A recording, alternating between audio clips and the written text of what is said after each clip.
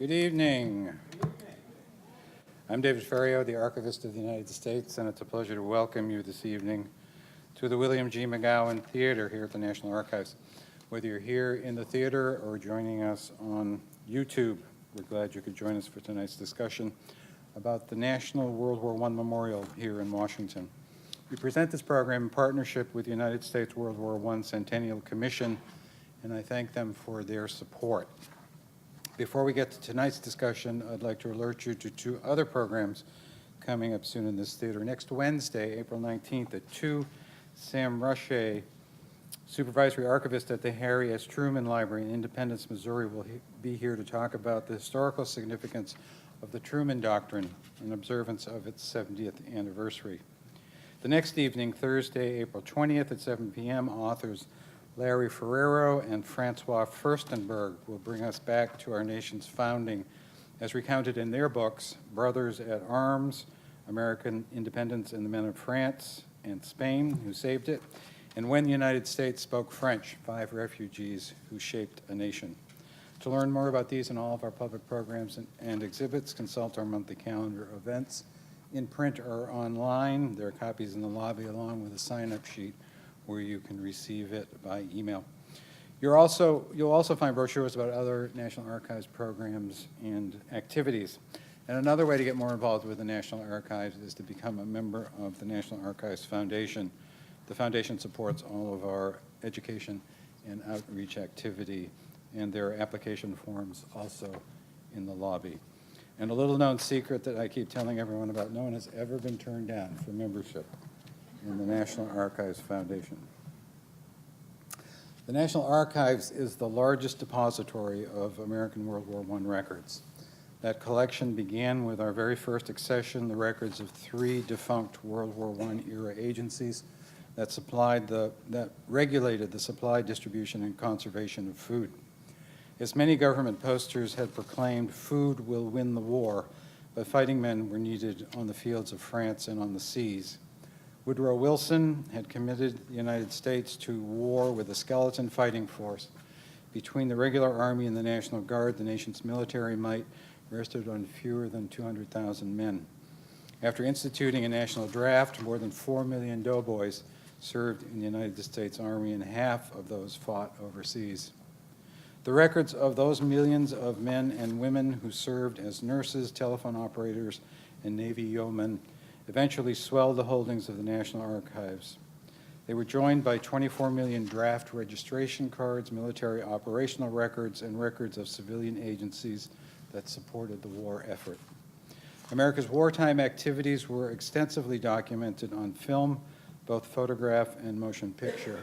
And a generous gift from an anonymous donor has recently allowed us to preserve and digitize World War I and World War II motion picture films. The World War I footage alone amounts to nearly 150 miles of film. We've also digitized more than 100,000 World War I photographs and made them available in the National Archives online catalog. The soldiers, sailors, and Marines returning to America at war's end lived through boom times and bust. The Great Depression and rising global tensions consumed the nation's attention.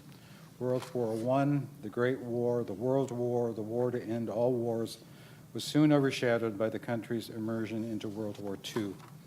Upon the centennial of the war, we acknowledge and honor the service and sacrifices of those who served over there with a new memorial in the nation's capital. Now it's my pleasure to introduce the Vice Chair of the U.S. World War I Centennial Commission, Edwin Fountain. Edwin served as General Counsel of the American Battle Monuments Commission and was a partner in the Washington, D.C. office of the international law firm Jones Day, where he practiced for 24 years. And he's the grandson of 2 World War I veterans. Ladies and gentlemen, please welcome Edwin Fountain.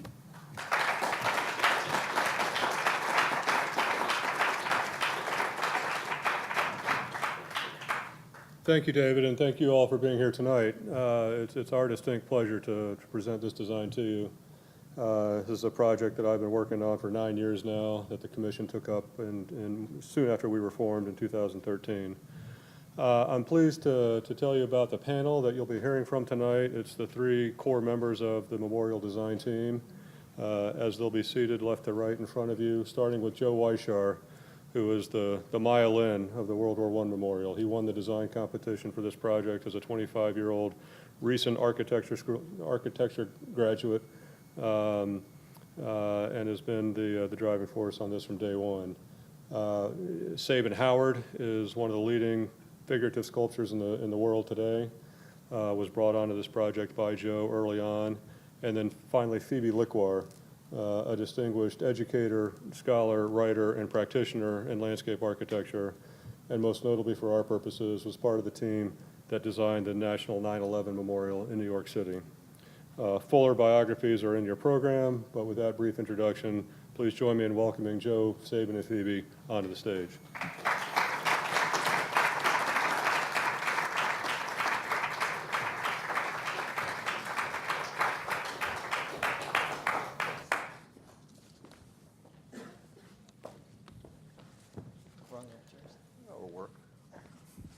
So I'm not going to start right into questions. I'd like to take a few minutes to give you an overview of the evolution of this overall project, which, as I say, started about 9 years ago when,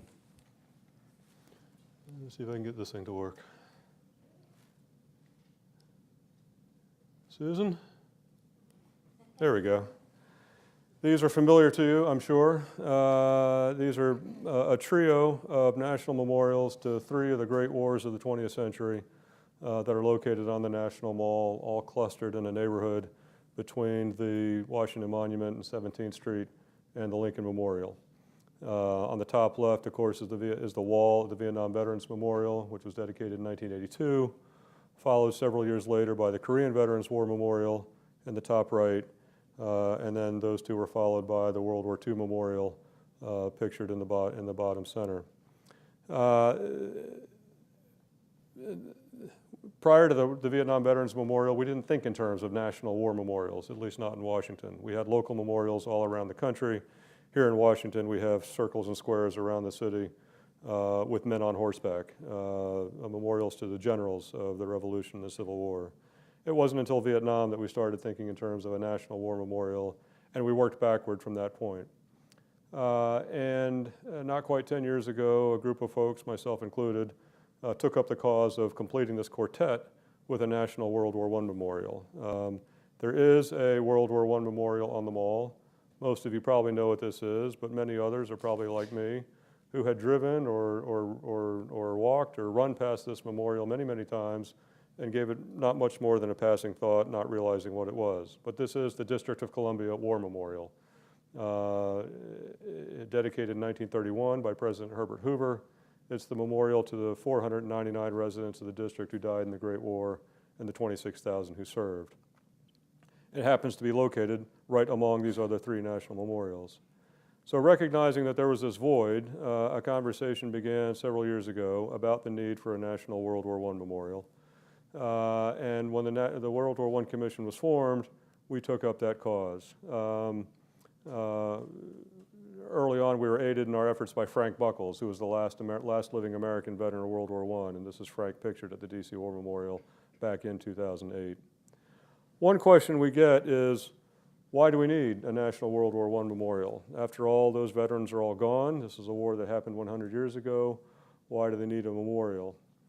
If any of you watched the PBS documentary over the last 3 nights on the Great War, you know what a pivotal event in our country's history World War I represents, not just because of what happened on the battlefield, but because of what happened here at home, in terms of changing our society in so many ways, and in terms of launching or continuing a number of debates that we continue to discuss today.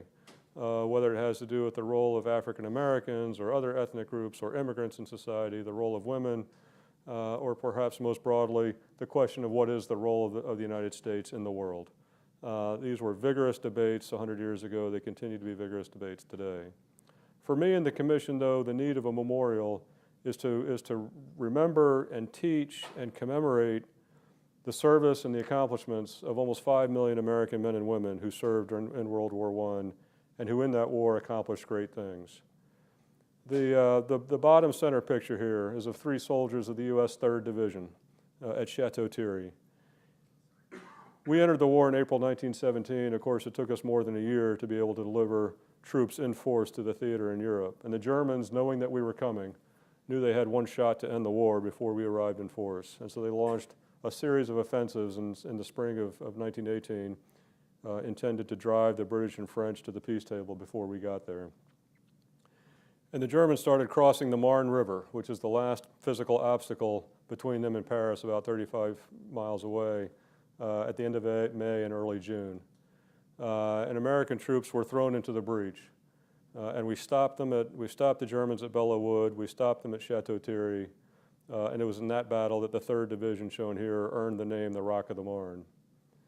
3 months later, in the final push that ended the war, 1.2 million American troops launched what to this day is still the largest battle in American history, the Meuse-Argonne Offensive, and that's shown here in the top center picture.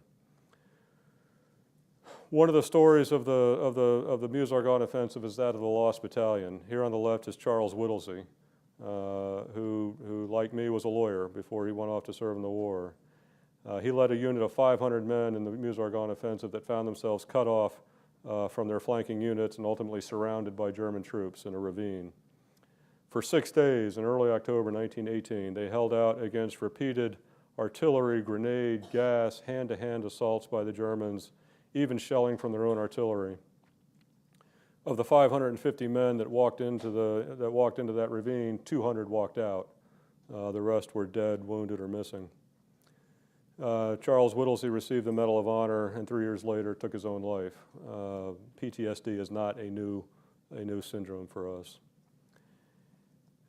There's the broad story of American participation in the war, and then there are individual stories of valor that are no less worthy of commemoration than the ones that are more familiar to us from the Civil War previously, or World War II, or Korea, or Vietnam since. On the left here is Private Henry Johnson, who, with one of his comrades, Needham Roberts, was out in a forward sentry post one night when they were attacked by 20 German soldiers. Roberts was injured severely very early on. Johnson went out to save his comrade and fought off the entire platoon of 20 Germans, killing 6, wounding several more. For that, Teddy Roosevelt called him one of the 5 bravest men of the war. On the right is William Shemin, the son of Russian immigrants, who was with another different unit of American troops. And after his commanding officer was wounded, Shemin took over command of the unit and went out into no man's land repeatedly to rescue and bring back to the lines members of his unit who were wounded and bleeding on the field. Both of these men were posthumously awarded the Medal of Honor by President Obama in 2015. These are stories that need to be remembered and they need to be told. But these accomplishments came at a great cost. The United States lost 116,000 men in the war. In 6 months of our most serious fighting, we lost over 53,000 men, more than in 8 years of the Vietnam War. We lost more men in a month in World War I than we've lost in the last 15 years of the global war on terror. Measured against the size of today's population, we lost the equivalent of 350,000 citizens. That's the service and the character, or the scale and the character of that service and sacrifice need to be memorialized in our nation's capital. In 2014, Congress gave us this site, shown here in red, 1 block from the White House on Pennsylvania Avenue, Pershing Park, which is right in front of the Willard Hotel, 2 blocks from the National Mall. Were we starting from scratch, we would be on the mall, but there's a federal statute passed about 15 years ago called the Commemorative Works Act that has decreed the mall to be a substantially completed work of civic art and declares that there shall be no new memorials, monuments, museums on the mall. And rather than fight for an exemption to that statute, we took what we thought was a wonderful site, Pershing Park, where there's already a memorial to General John Pershing, the commander of the American forces in World War I. This is the World War I Victory Parade coming right down Pennsylvania Avenue. Current day Pershing Park is where those buildings are to the right. This is the statue to General Pershing that currently occupies 1 corner of the site. And here's an overhead. That area marked in red is where the Pershing Memorial is. The bulk of the site is taken up by what is now that light-colored area in the center, which was designed to be a pool, a decorative ornamental pool of water in the summer months and then an ice skating rink in the winter. And it was used for those purposes for about 25 years after this park's dedication in 1981. But for a variety of reasons, those uses were discontinued about 10 years ago.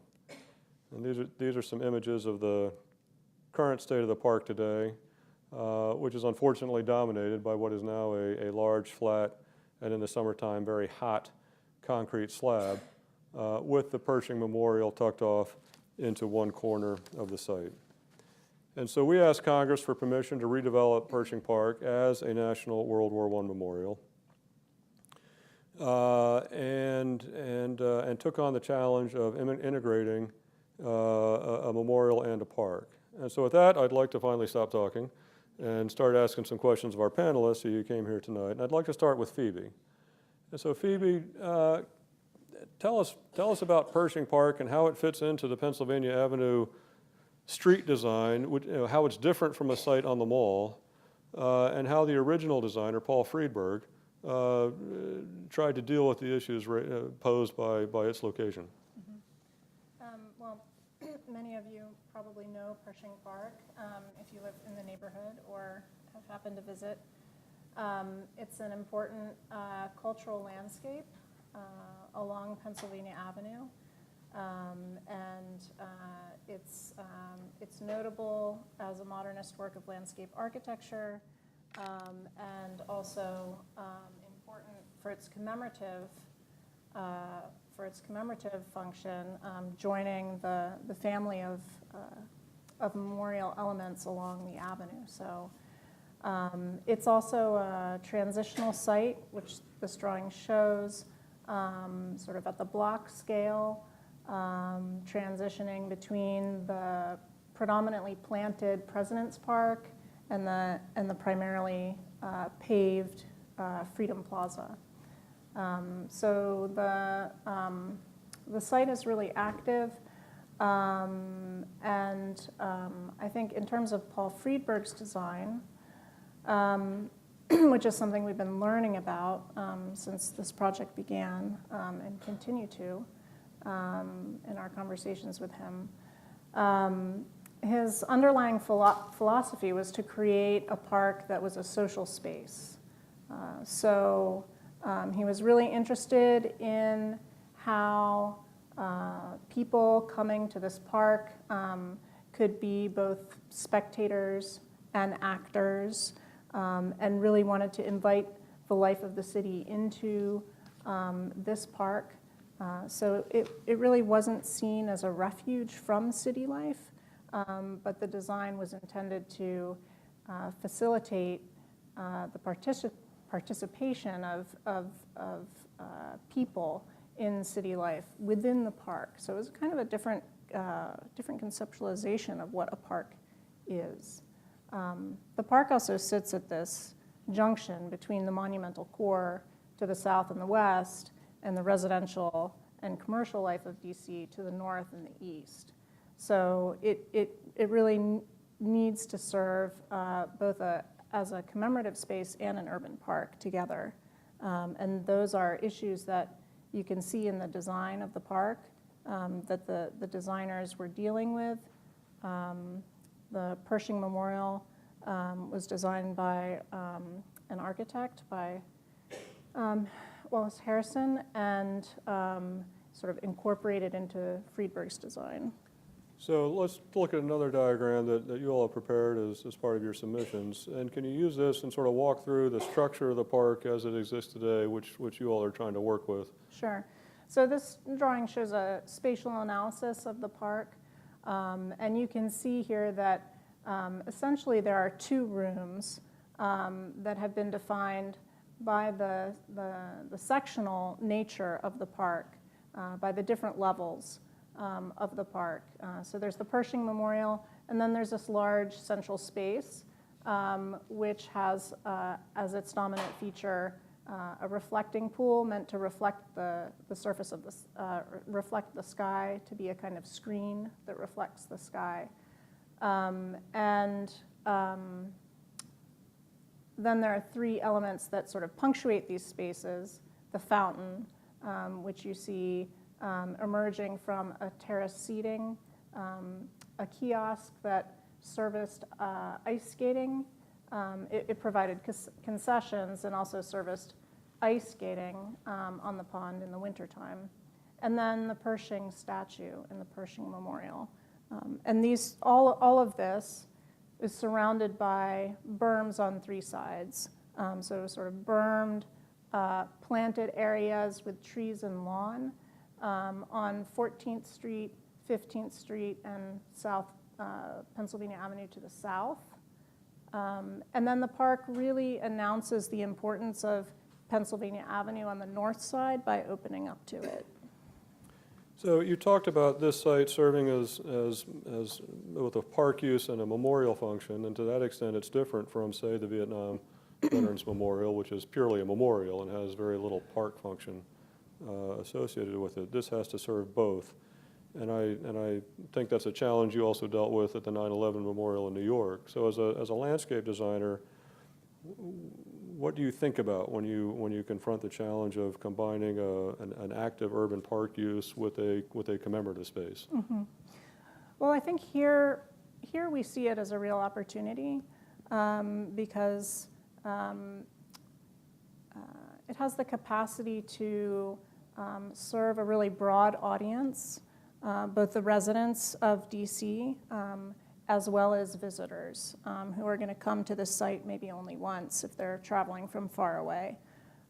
So that's something that we've considered in the design of the memorial, that we'd like it to be a place that people return to again and again, that's used both as a memorial and also has the capacity to serve as an urban park for the neighborhood. And in terms of 9/11, I mean, obviously the sites are very different. The September 11th Memorial, you know, the site itself has a tremendous significance related to that event. And here we're commemorating something that happened quite a far distance away.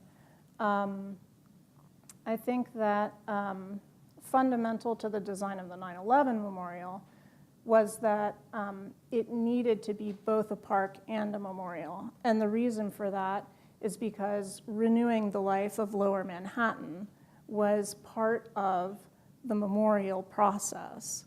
That it wasn't just acknowledging the tragedy, it was also bringing back life to Lower Manhattan that was needed. And the trees in that memorial were a symbol of renewal. And really significant in that way. Joe, let's turn to you. And this is your competition-winning design. Mm-hmm. Let me ask you first, what motivated you to enter this competition?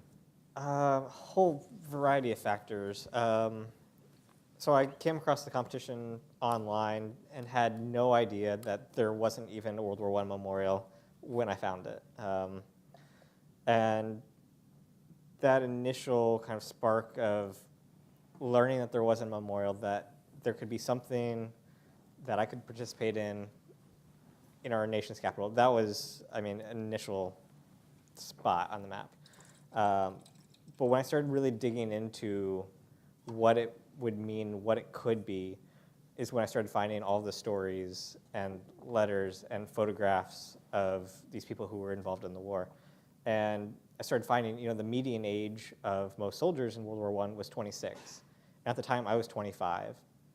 And so, you know, I felt really connected to them. If I was alive 100 years ago, I would have been in World War I. This would have been a part of my life. And then more research, and I don't even think you know this, Frank Buckles actually passed away on my 21st birthday. Is that right? Yeah. And so, again, it was another layer that, you know, even if I hadn't made it to this point in the competition, I wanted to be involved in some way in this process. And I don't know how that would be, but, you know, submitting design was that first step. And luckily it turned out the way it did. So you've heard the variety of challenges that Phoebe laid out. How did you set about to respond to those challenges? So I think the way that came about, kind of the design and work through the process, was different than a lot of the other submission entries. A lot of people, saw this park as maybe blemished or deteriorated and just kind of wanted to wipe the slate clean. But we really had an opportunity, and still do with this park, that there is a life to it. There's a life to the neighborhood, and if you can renew that, you can capitalize on the success of what was there before. And so I've never seen this as a deteriorated park, but as something that can come back. And the memorial is a way to bring that new life to the park. And the two can really feed off each other. So the initial concept for, you see up on the screen, what I wanted to do with the first design was unwork some of the things that I saw as kind of the initial flaws before I really knew the park well. And so I always saw that lower sunken center with the pool as being a detractor from the park, but it was because I saw it as the empty bit of concrete that it is. And so that part is really what I went after with the memorial. And so you see on the screen is this raised park space. I never wanted to change the park from being a park. It always had to serve that function first. And the memorial was always, I always saw it as a way of seamlessly tying in the two, where you never knew where the line was between, am I in the park or am I at the memorial? And I always thought it was really important because people have to come to this park and eat their lunch and have a place to sit and enjoy or have a picnic or something. But then, like the Navy Memorial out across the street, has to also occasionally serve a commemorative function and has to function like a memorial. And so combining those two things was always really important, and really how the design came about. So this design is centered on this monumental work of bas-relief sculpture that forms sort of a retaining wall, right, in a practical sense, between the raised lawn, if you will, and then the lower paved portion. But I take it that the bas-relief sculpture means more than just a retaining wall. Why did you choose that as the central memorial element in the design? And I think Saban will talk more about this, but he might even interject. But we have, as a society, we have this relationship with walls dating back thousands of years, and they're how we memorialize and commemorate events in our history. And so I didn't want to change and come up with a new form or something that's never been done. I wanted to use what people recognize and are used to using for commemoration.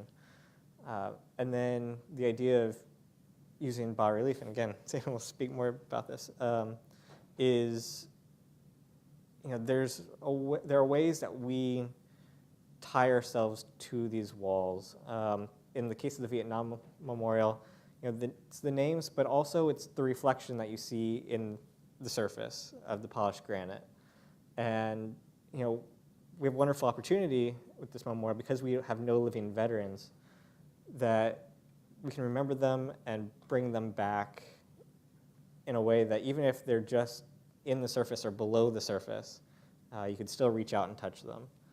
And that's kind of how the bas-relief came to be, is making forms and that people recognize and people would see themselves in the wall and reach out and touch it. Saban, you want to chime in? Yeah, when we were doing that part of the competition, initially we had 3 reliefs going on, a beginning, a middle, and an end. And then through the meetings that we took with the commission, it evolved into a single wall. My idea from the beginning that I brought to Joe, and I think this is where we meshed, was we needed to make an art that talked about the sacred. a lot of the work that I have seen in the art world is ironic. And so it was very important that we make something that everybody could understand on all levels of society. And I felt a relief was a perfect situation here to create a visual narrative where people would walk along the wall. The scene would actually change, like a movie, and you could tell something with relatively, if it was in the round, it would become too complex. A relief wall, you could get away with less form, but more story.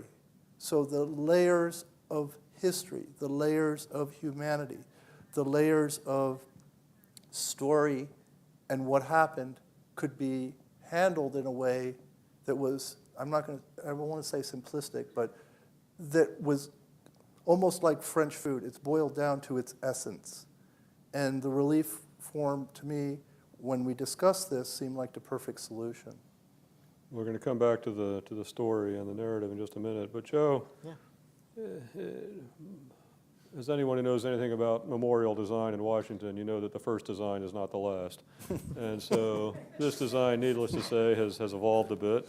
And this is the plan of the current design that will be taken to the review agencies the next month or so. So Joe, tell us about sort of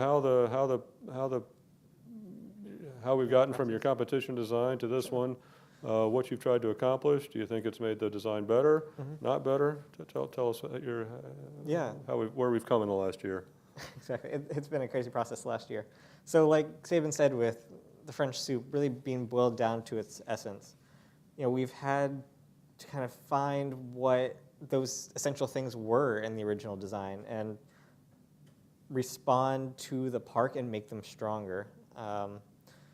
Because of the park and its historic significance, we've really been asked to work more with what's there and what it could be.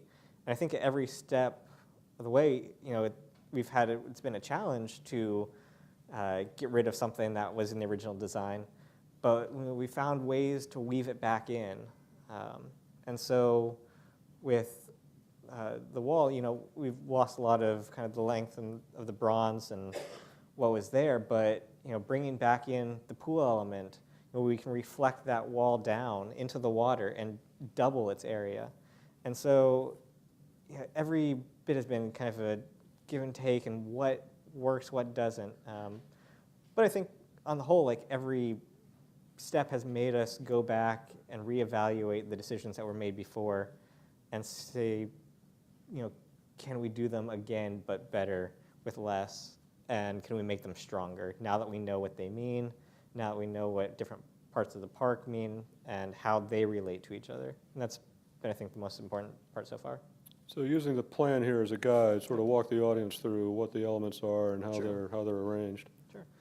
So the bas-relief wall that was the original east face of the competition design, I don't know if you want to flip back, just point that out. So the face that's kind of flat, the number 3 that's on there, is the bas-relief wall, and that's been pushed west into kind of the stair on the west side of the existing park. And then the fountain, that hopefully we can bring the fountain back and really use that to kind of regenerate some of the life of the park that was there, becomes a reflecting pool for the wall. And then, perfect. And then the wall is reflected in the water. And then we've shrunk the pool just a little bit to allow people to get to the wall, because it's still very important for us that people can touch it and engage with the wall. That there's something very powerful in having a tactile experience with the memorial, and it's not something that you view from afar, or it's not a drive-by experience like so many of the other memorials are. You're there, you're touching it, and you leave your own impression. And that's, I think, the wonderful thing about the bronze is, over time the patina will wear away from the fingerprints and where people touch it, and they'll make their own mark on the memorial. Yeah, when we were in the competition and Joe and I were presenting to you, I made the analogy that we are taking the Parthenon frieze, which is 65 feet up in the air, and bringing it down to street level so that people can actually reach out and touch a museum quality piece of art. And the experience changes completely because here it's unattainable. Here it's right in front of you and it becomes completely interactive. And yeah, on that point, World War I being so long ago, by time and separation through time has become somewhat unattainable, but bringing it back into such a high visibility and be able to touch it has always been kind of at the forefront of this process. So Joe, you're also an artist, but you're not a sculptor. Right, So you not a had- sculptor. So you had to go out and find one. I did. How did you get Sabin Howard? With a net. Yeah, with Google. So that was a fun process because I had just made the short list of the competition and had sat down for the first time with the commission to start kind of the back and forth and refine the design for the final stage of the competition. And it might have even been you, Edwin, who said to me, like, it looks like you've got some sculpture here. And somebody else chimed in and said, do you know any sculptors? And I'm thinking, oh, I'm 25, no. So, of course, I go out and I Google sculptor, American sculptors, and came across, Gaudin's work and all this stuff, and I was like, oh, this is great. And then found out he was dead. So I went to American Sculptor Living and came across the National Sculpture Society's website and sat down with a legal pad and went website to website of their listed members. And 200 members later, I came across Sabin's work. And so Sabin had actually entered the competition himself beforehand, and I'd seen his entry and seen the drawing and said, that's what I want, if I can find that guy. And went to his website and found the drawing, and I sent him an email that night, like just a couple hours later, and he responded with it. He called me 2 hours later, and it's been a wonderful partnership ever since. It has. Sabin, I keep forgetting that you were in the first round of the competition. Yeah. And so obviously you had an interest in this before Joe contacted you. What appealed to you about this? Well, the words I wanted to play within the arena come to mind. Teddy Roosevelt. Yep. And the whole concept of playing it forward, for me, is very important to make art that is playing forward the tradition of figurative Italian Renaissance, Greco-Roman art. It's a phenomenal way of presenting us. Art is us. It represents us culturally. And personally, I don't want to be represented by cinder blocks on the floor. So I received a phone call in May, and I'd never entered a contest in my life. I've worked privately. All my work is with a client. The client says, well, we'd like to do this. The discussion is done, and I go to work and make the sculpture. It's quite a different process here. With this process, though, the visibility is enormous. It's global. So the message that I wish to carry forth with my work gets seen, and it gives an alternative to what's going on in the art world in a way that has great significance, not only for myself, but also for the people that see it.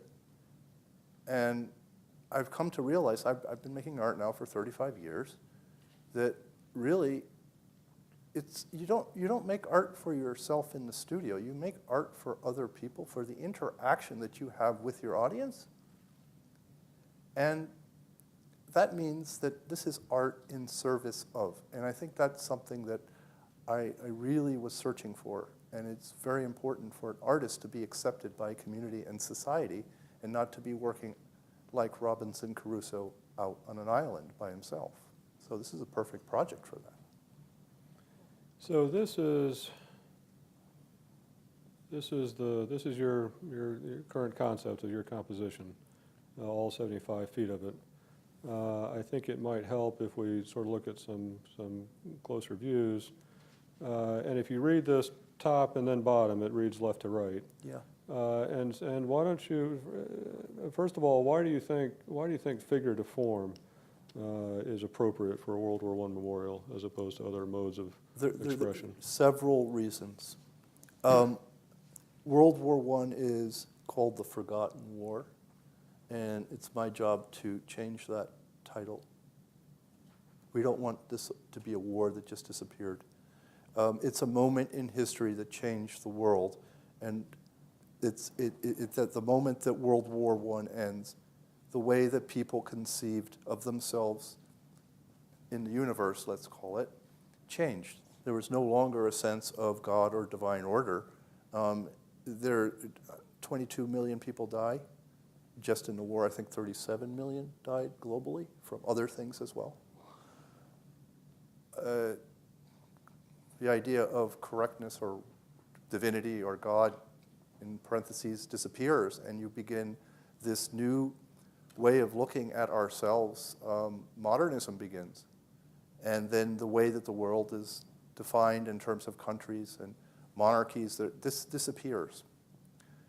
And America changes as well, going from an agrarian nation to an industrial superpower. I felt, how do you tell this story to everybody in a way that's not like abstract and conceptual, so that when people go see it, the memorial does what it's supposed to do. It's memorialize. It's supposed to make you remember the past. And hopefully then you don't repeat the past. You don't repeat the same mistakes. So being a figurative artist, for me it's like, okay, I can show emotion, I can show movement, I can show drama through the figure. And people that are not into the arts will be interested because it's something that they can associate with, because it's a portrayal of us.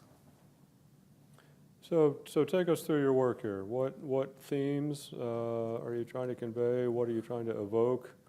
And how are you trying to do those things? Well, I want to mention here that this was not me alone. This was a collaborative process with the commission, specifically Edwin.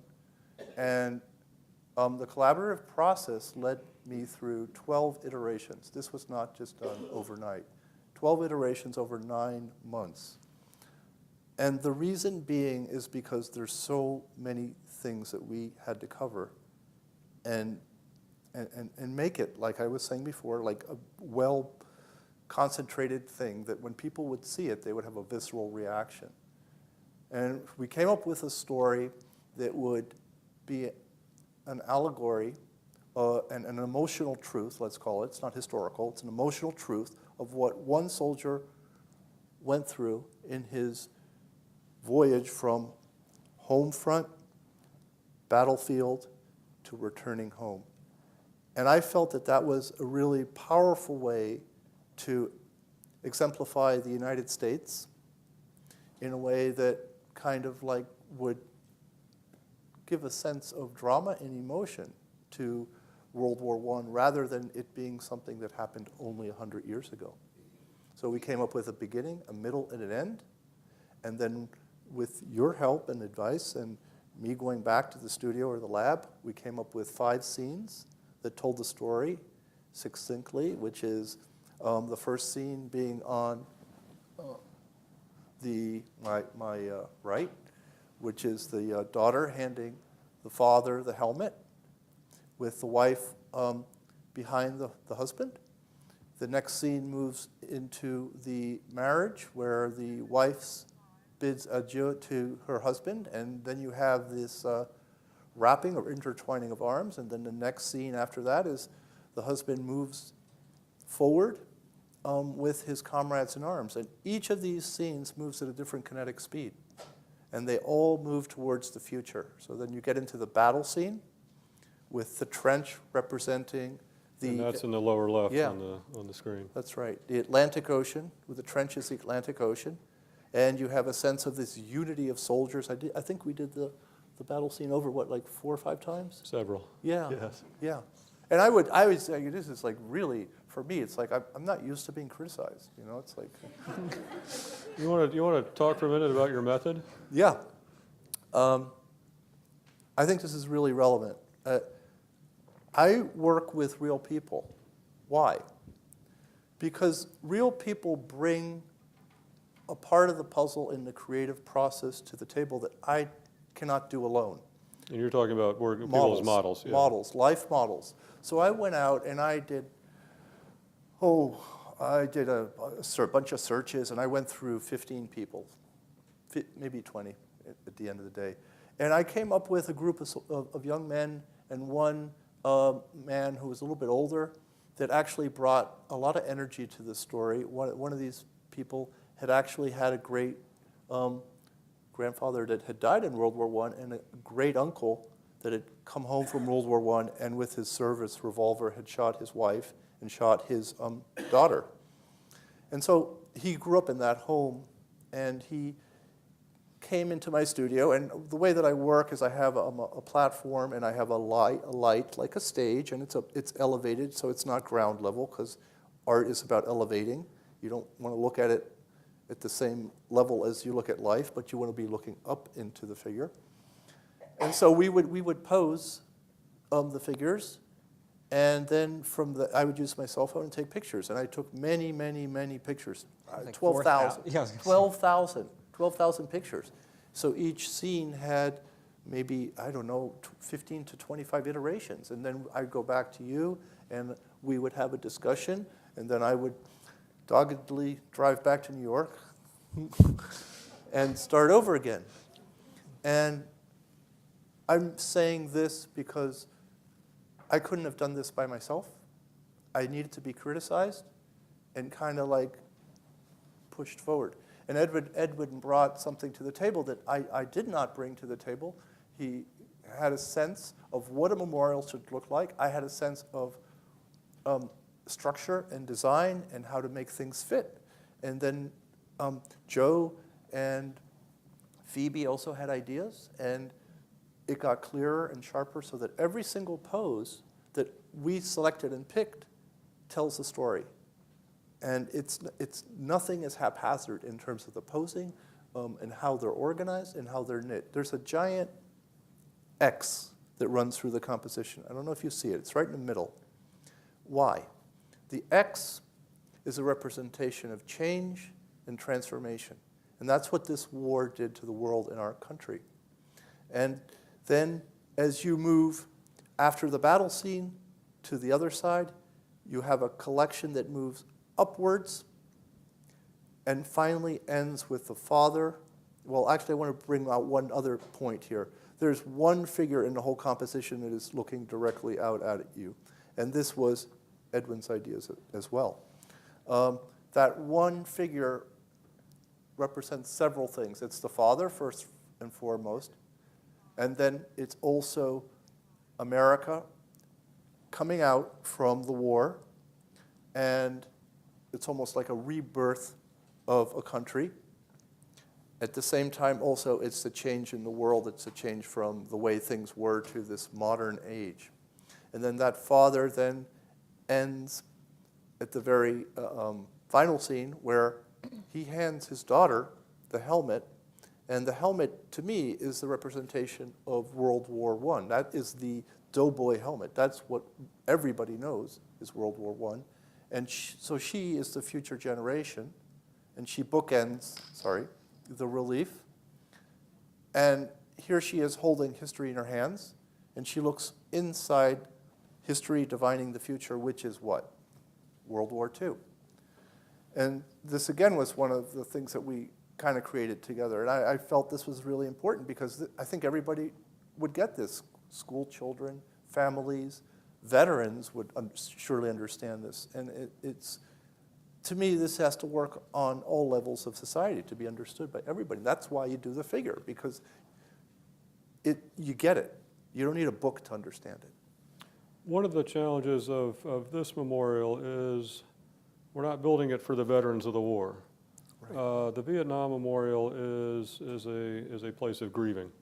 The World War II Memorial is a place of somewhat triumphant return as you think about the honor flights who come to Washington and veterans of that war, which was this very morally clear war that we brought to a definitive victory. And so there is a triumphalism that's appropriate for World War II. And neither grief nor triumphalism are really appropriate for a World War I memorial. And one thing I like that you've accomplished here is in that last scene on the bottom right, there are two groups of soldiers sort of marching off stage. And the first looks back, to my mind, at what we accomplished in the war with pride and somberness, but without jingoism, without triumph. Because as we know, the end of the war, although victorious, was not really triumphal given what came 20 years later. And then the next group is and you talked about sort of handing off to the future, is really America marching into the to the American century. Right. And I think you accomplished both of those things here. Yeah. Well, I had in mind Johnny Comes Marching Home. Yeah. That's the theme. So Phoebe and Joe, back to you. And we saw this image a minute ago, and we have a couple more renderings. Just, we've got this monumental work. How does it fit into the park? How is it integrated? What is the visitor experience as they come to this site? Yeah, so I think in terms of the visitor experience, in a lot of ways we're trying to kind of parallel, if we can, what's happening on the wall. That, along with this being the narrative on the wall, if you can create a sequence and a narrative to get to the wall, to pass by the wall, you can tie the two together. And so, it's been important, I think, for us to have, the way that you get to the object is as important as the object itself. And so, I think that's, we see with the path here, and seeing the reflection in the wall, in the water. Working with Sabin has been really great because there have been so many things that I haven't thought about sculpture until meeting him. Because there's a depth that you see the wall at from 70 feet. There's a way of seeing it from 30 feet. There's a way from seeing it 15 feet. And then there's a way of seeing it when you're touching it. And he's considered all of those scales in the work. And so each piece, fits together how far away you are seeing it. And so, that's something we've been very conscious of this entire time, is how is it approached, even, what is it like on the backside, and we have that image next. Because all of those pieces really will make this kind of something special. Phoebe, Phoebe, how does this work with the existing park? What have you retained? What have you changed? Right, so the changes to the existing park are in the location of the sculpture, really. It's placed in the location of the current fountain, which also housed the ice resurfacing equipment, and that is a change to the park.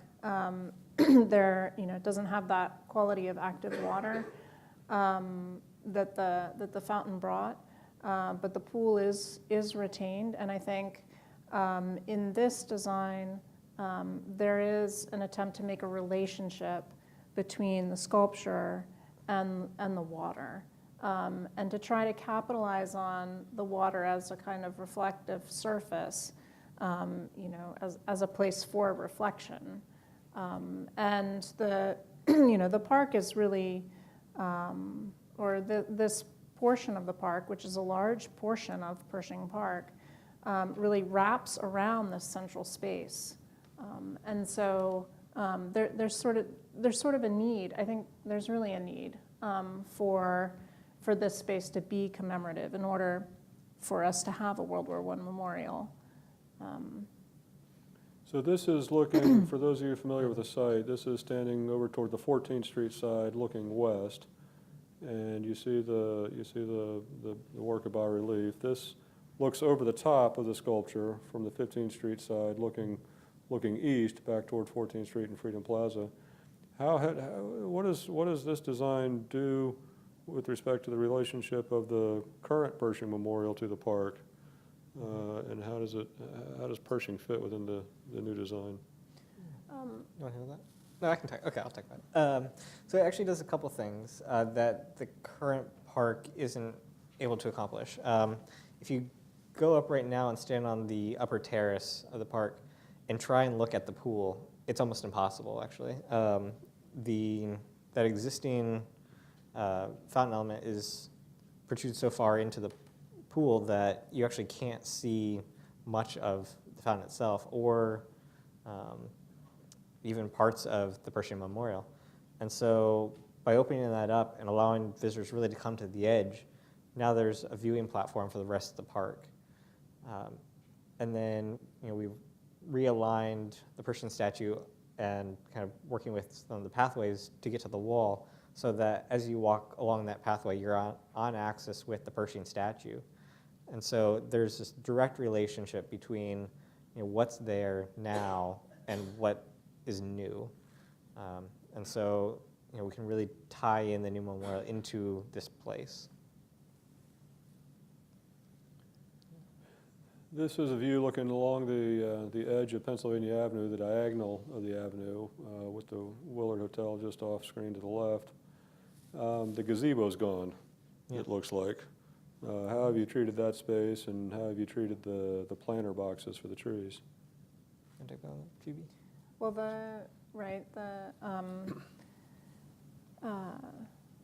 the kiosk is gone. The kiosk, there's not a desire to serve concessions anymore at the memorial, and nor is there a need for access to the underground locker rooms and the facilities that were serving the ice skating.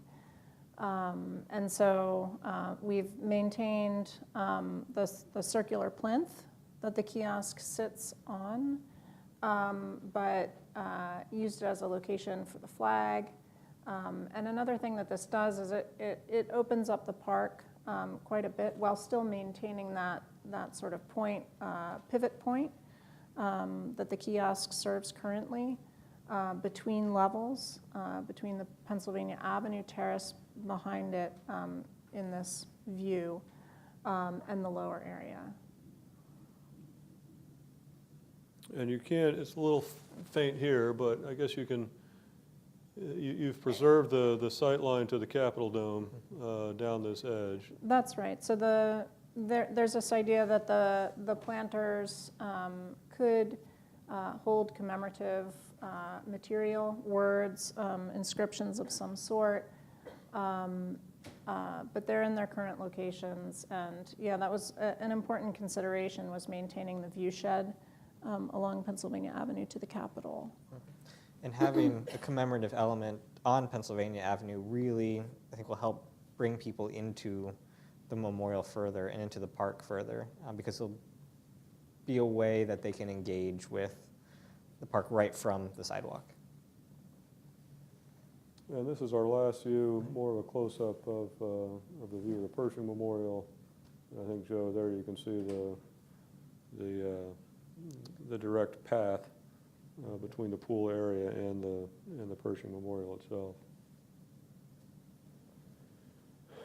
With that, I'd like to open it up to questions. There are microphones on either stair, and you're asked to ask your question from the mic so you can be picked up in the recording.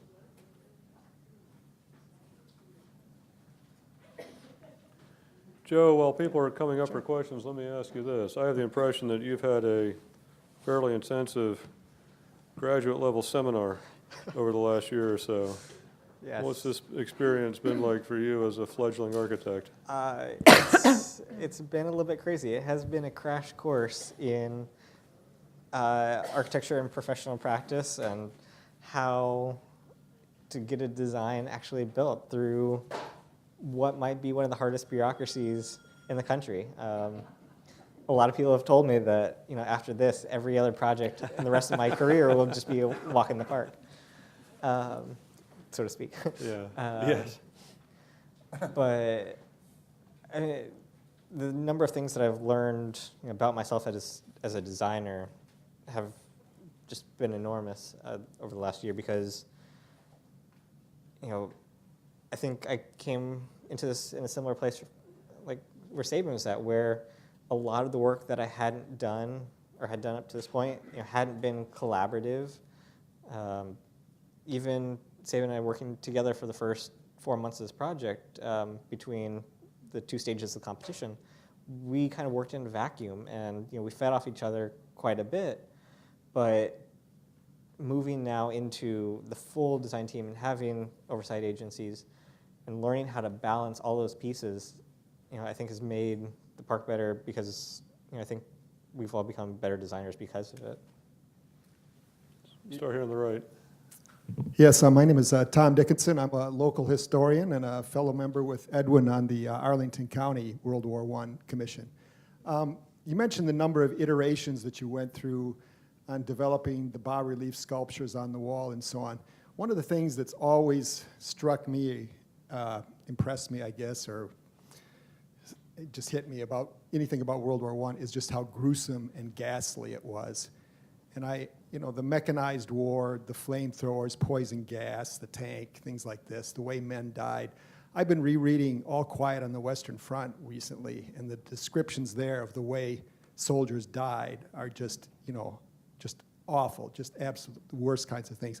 Did you ever consider in any of your iterations depicting something like that as a part of the bas-relief? Because you said you wanted people to know history and learn from it and not repeat the mistakes.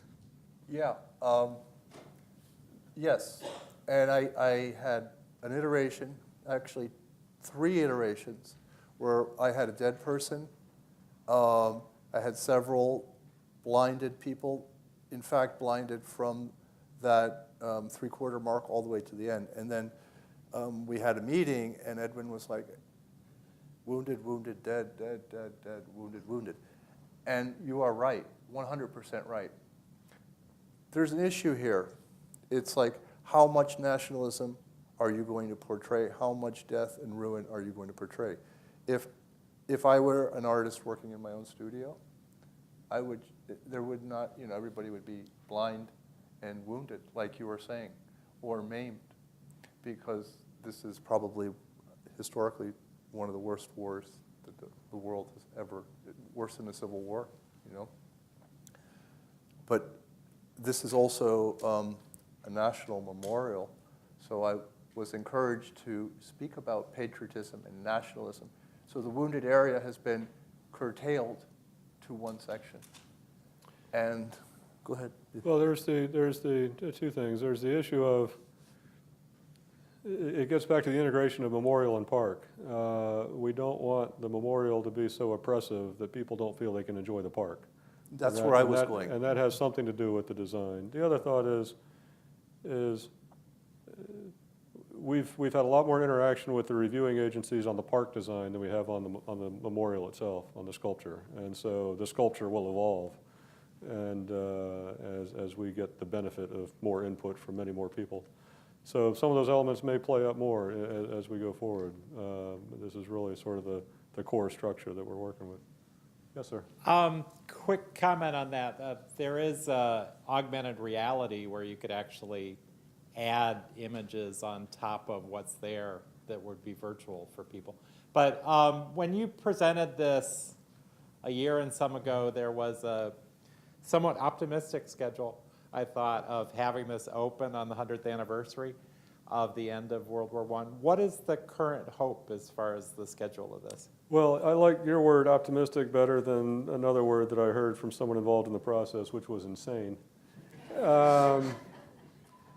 We started this with aspirations of groundbreaking on Veterans Day, which is, of course, Armistice Day, of 17, and being able to dedicate it Armistice Day 2018, the 100th anniversary of the end of the war.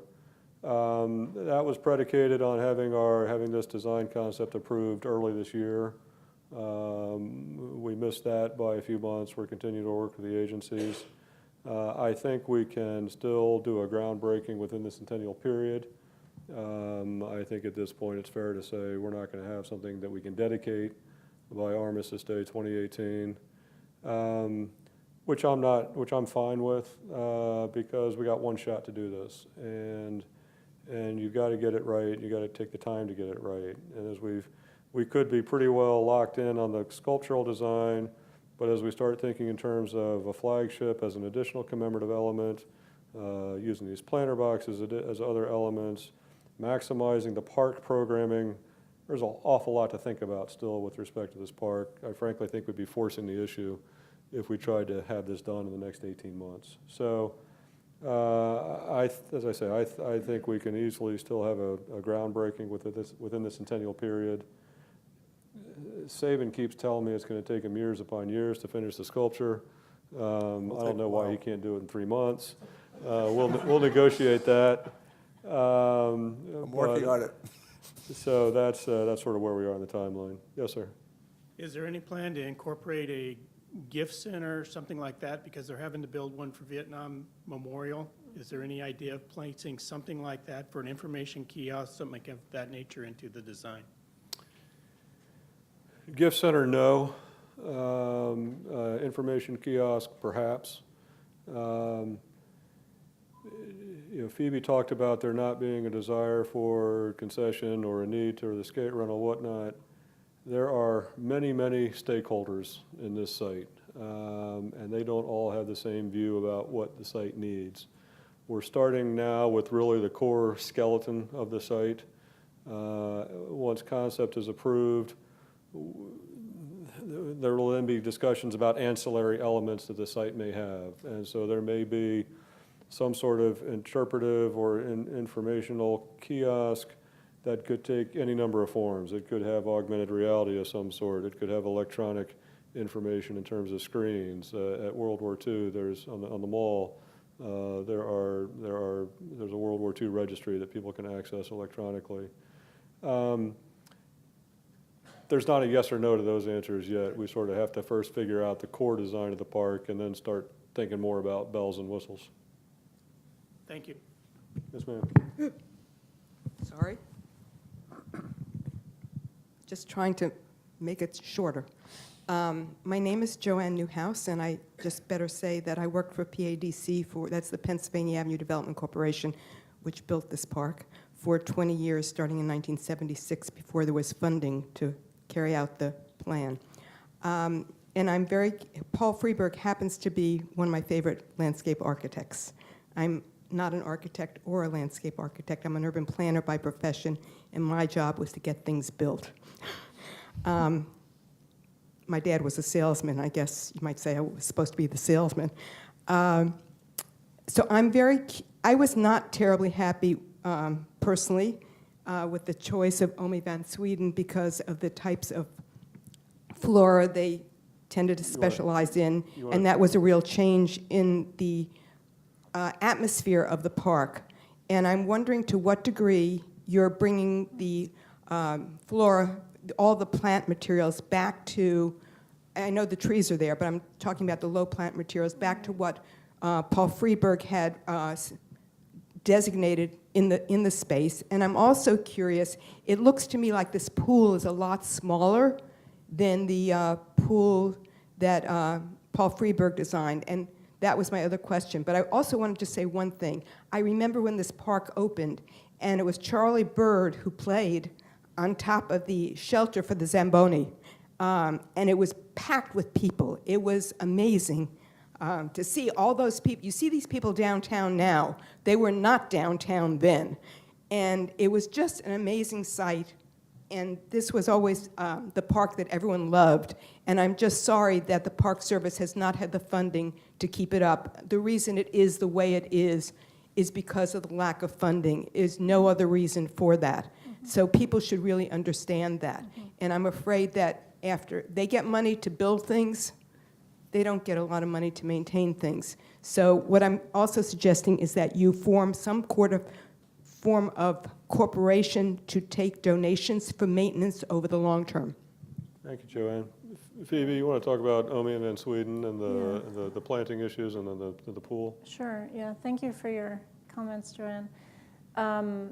Yeah, it's interesting to hear your perspective because when we spoke with Paul Friedberg, he brought up this issue of the change in the planting and what. Do you want to talk about that for some folks may not be familiar with the reference there?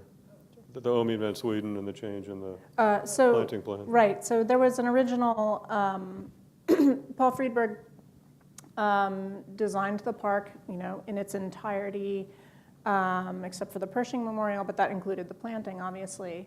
And the PADC hired Omi van Sweden to redesign the planting. And so, as Paul describes it, he arrived at the site and the planting was changed, and it was a surprise. This wasn't received very well.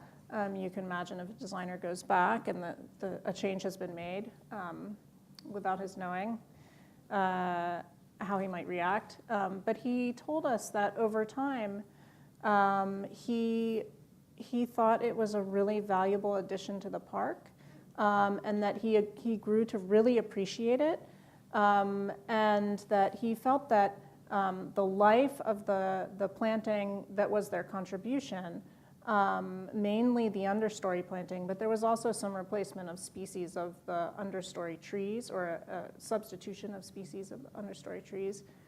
But he felt that the qualities of those plants as because of their really rambunctious flowering and the qualities of the grasses gave this ephemeral changing aspect to the park. And he saw his contribution of the structure of the park, the spatial organization and the hardscape and all of that playing against that changing quality of the planting. So I think that's just to say that this is a complex and sort of sensitive issue, like what do you bring back? And then we're actually trying to create a World War I memorial, and the planting has the capacity to contribute, towards the commemorative purpose. Plants have been used for hundreds of years in symbolic ways, and so I think that will be part of our thinking, all of these considerations together. Right now, we don't have a kind of proposal locked in place. It's a scheme in evolution. And to answer your question on the pool, It seems to me that people don't know. Omi van Sweden's planting seems less urban in terms of the types of plants he uses than does Paul Friedberg. And that was one of my concerns. That was what I was trying to get at. So the comment was that the Omi van Sweden design is less of an urban planting design than Friedberg's original design. although they've contributed planting design all along Pennsylvania Avenue and to other sites, right? But yeah, I think but Paul Friedberg's palette was much more minimal. It's a sort of modernist palette. Omi van Sweden's is known for the way that they moved beyond the kind of modernist, the limited modernist palette, and used ornamental grasses and sort of plants that are changing in structure and color and form. And so I think that most people see their contribution as valuable.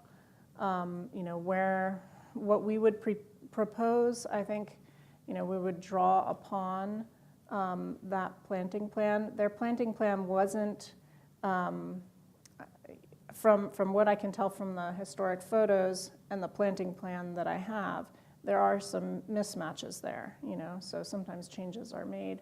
I think the short answer today is the design we're advancing isn't dependent on a particular planting plan, and that's something that once this is approved, we will engage with, again, the many stakeholders and people with opinions. That's right. And figure it out.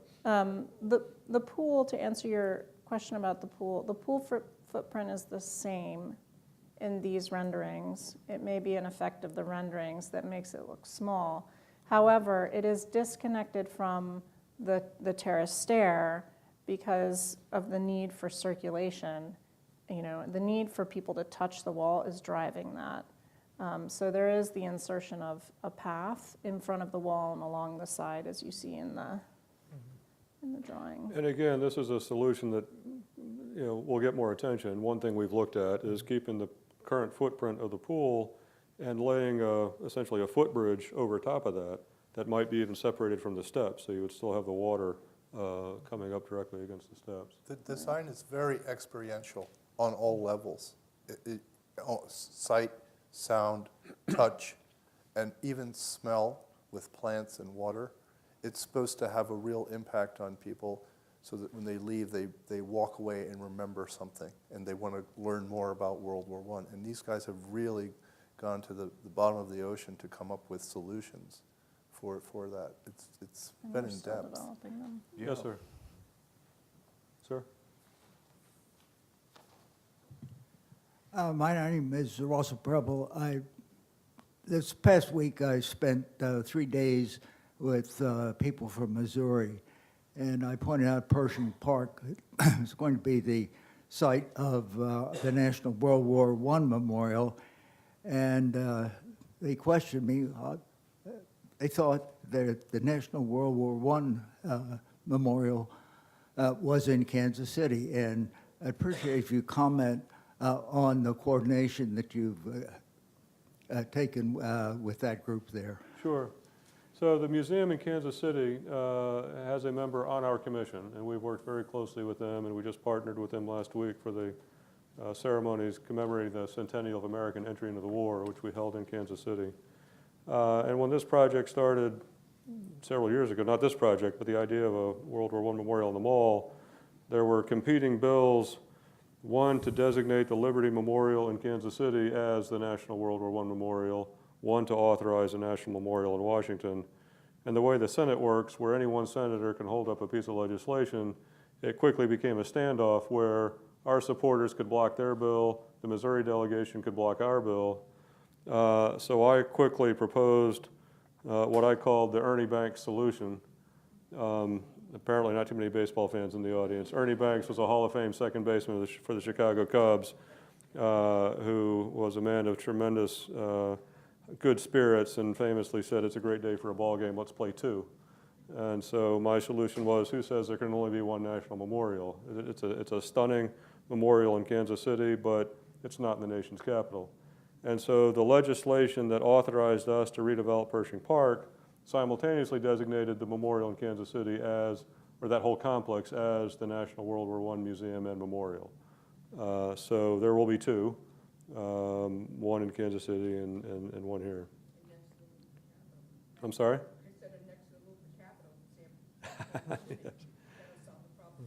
Yes, sir. This is something the last two questions have touched on. It seems that most of the monuments and memorials in DC have had some sort of controversy or criticism, be it about the design or the message. Do you anticipate or have you received much of that so far?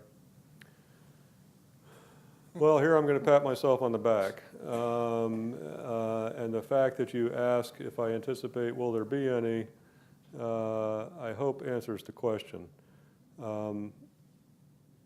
I've been following memorial design processes in the city for almost 20 years. And the one lesson that I took away from other memorial projects is the need to involve all the stakeholders very early on and consult with them on the objectives and parameters for the project and to engage with them at every step of the way so that they knew what we were doing and we could get their feedback. So Joe mentioned so before we framed the competition, we consulted with all those parties, got their input, used that in framing the competition.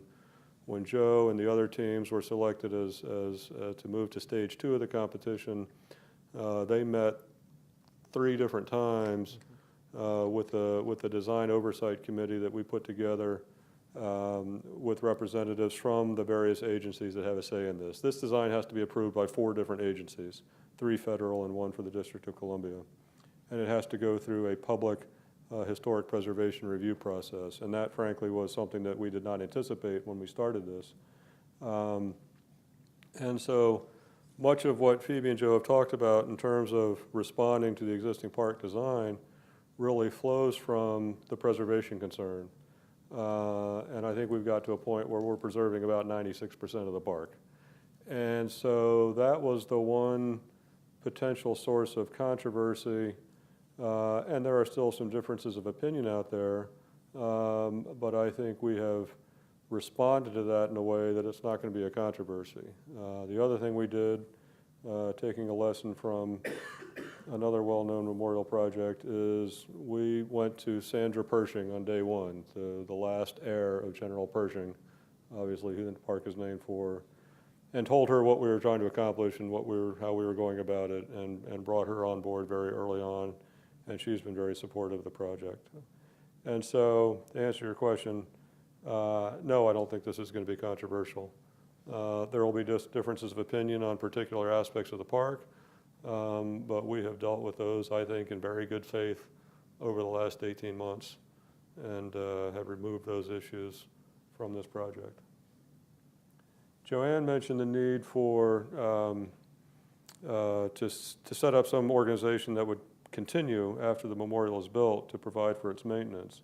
One feature of the Commemorative Works Act is that we, as project sponsor, before we get a construction permit from the National Park Service to build this, we have to raise a separate endowment of 10% of the overall project cost that will be there to help ongoing maintenance of the park.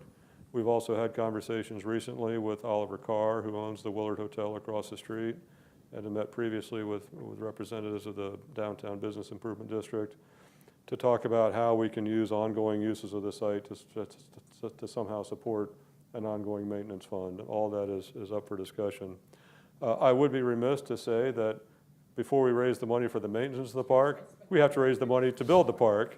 And you all are invited to help us do that, and visit www.ww1cc.org and help us bring this to fruition. Yes, sir. Yes. First of all, can you give us some idea of what the cost is expected to be now? And also, what are the next steps that are coming ahead? It's a little hard to say what the cost is because we're not far enough down the design process where we can start to put hard numbers on it. A somewhat more than a back-of-the-envelope calculation for Joe's competition design was in the neighborhood of $40 million for design and construction costs. There would be some more fees on top of that we have to pay the government, then this maintenance fund. With the revised design, there are potentially opportunities for savings. So it may not be that much. We've hesitated to put a dollar number on it because we don't want to be accused, on the one hand, of exceeding it. On the other hand, we don't want to go so far in avoiding that problem that we set the outer number pretty far out. I think suffice to say, it's probably not a $5 million project, not a $100 million project.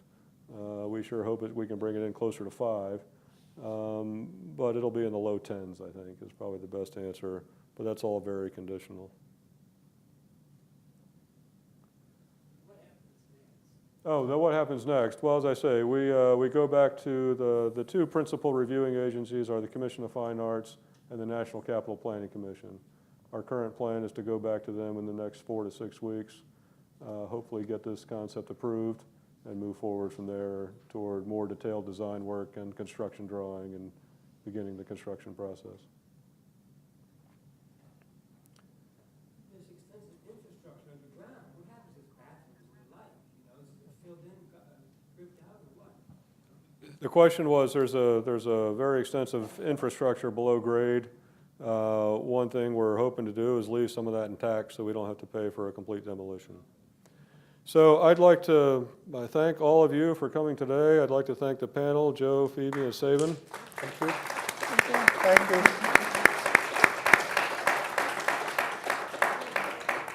I hope you'll continue to follow and support the project. It's one that I can speak for all of us, I think, in saying we've all found both personally and professionally rewarding and have been very proud to work on. So with that, on behalf of the World War I Centennial Commission, thank you all very much.